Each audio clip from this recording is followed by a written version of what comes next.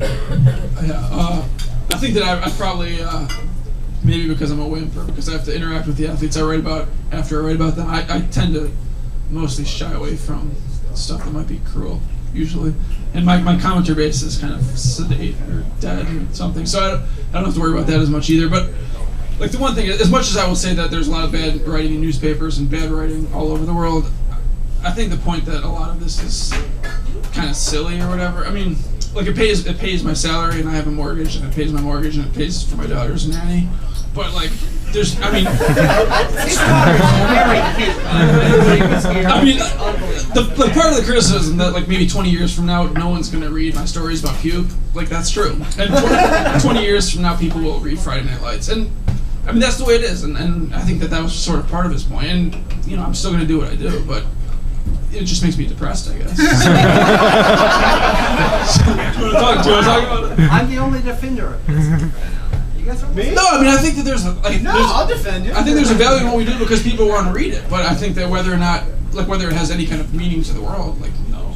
No, I mean I don't think anyone would question that. Like, wait, I just want to say one quick thing. Buzz has to leave in like a minute, so let him respond. do you want to say? All right, but let me say something inflammatory. It's up to you guys.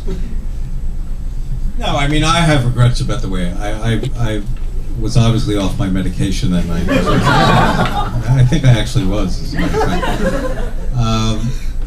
I've learned a lot about blogs, and what I've learned is there are actually some very good ones out there. There's some good writing out there. I think I was sort of a newspaper snob. But you have to remember when I entered, because some people said, you know, where am I going to write? Where am I getting any writing experience at all? It's going to be in blogs. It's going to be online, and I think that's a really good point. You have to remember when I started in the newspaper business in 1976, newspapers were burgeoning. It was the age of Watergate and Woodward and Bernstein, and you know papers were hiring like crazy, and it's really changed. And I've said this to Will, and I meant it. I mean, no one should be treated the way he was treated. It was a complete overreaction. But I'm not retracting what I've said, in that there are some blogs and many blogs that can be cruel and vindictive and malicious, and I've been on the receiving end of those.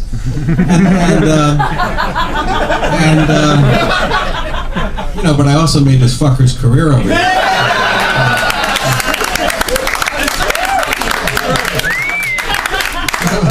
Both of you fuckers.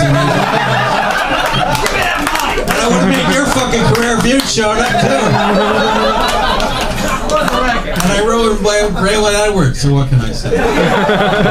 But it was an overreaction on my part that I do regret, because I have seen some blogs that you know that I like and I enjoy and I have begun to read. So I sort of have learned a lot through the whole process. And I do have to leave, and I apologize, but I have to get back to Philly. But thank you so much.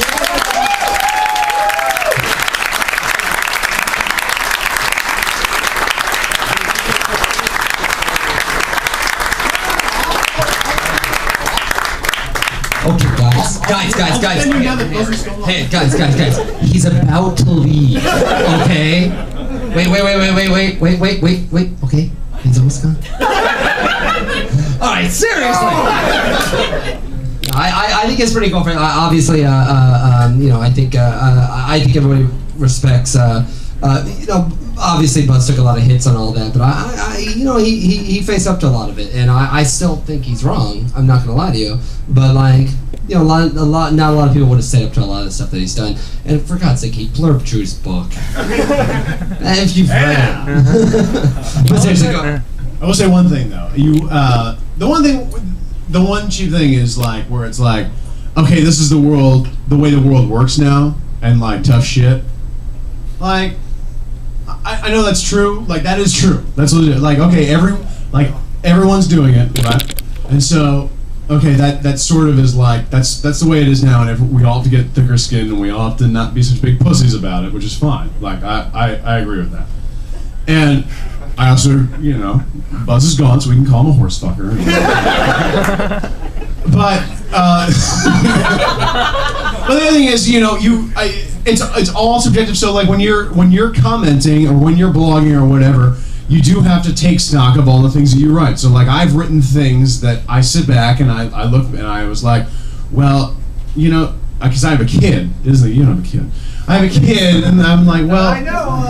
that's right. So what if the kid reads that I say like Katie Couric needs a good hate fucking? That's probably not such a good thing. That's probably not. I do have an inner conflict about that. The hate fucking wins. So you understand what I'm saying? I Like, it's not so cut and dry, but I mean. Well, I don't. You'll just keep yammering. No, and I'm drunk. No, and I think that's true. And I certainly don't think that and I or anyone up here, with the exception of Drew, is excessively mean to people. And Really, fuck the Q&A. We just talk to each other. so, dude, seriously, how was the sushi earlier? Yeah.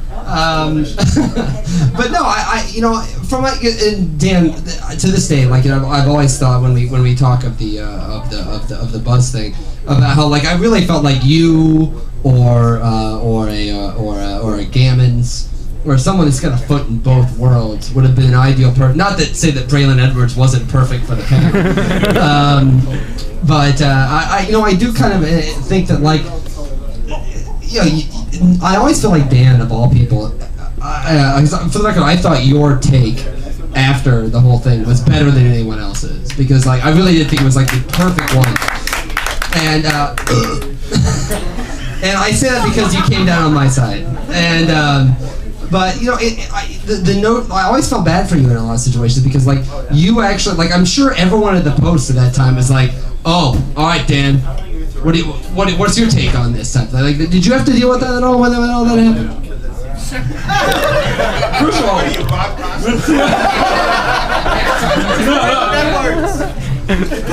what was your take when everything happened and all of that? I'm trying to remember the last time someone from the audience actually asked a question.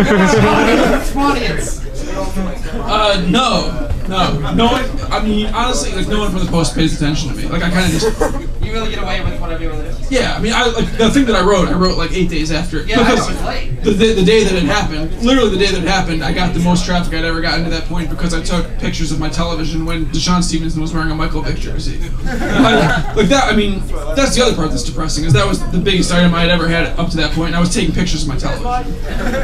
So I was consumed with the Wizards playoff series, and no one ever asked me. And as long as we're talking about the cruelty thing, the one thing, Drew, is it seems to me like there's kind of a lot of like homophobic shit on your site that honestly kind of bugs me a little bit. You're so gay. I mean, I'm not joking. Like some of it kind of does bother me a little bit, and I don't know if that's what Buzz was talking about at all. And if it was, he didn't articulate it at all. But not just you guys. I think a lot of sports blogs have a lot of homophobic stuff that kind of bugs me. Just for the record, let's go fight. I think we can all. Take questions. All right. Okay. We'll take a question as long as it's not from someone gay. It's kidding, obviously, please. No, not you. I'm just kidding. Please, go ahead. I'm obviously just kidding. Please, sir.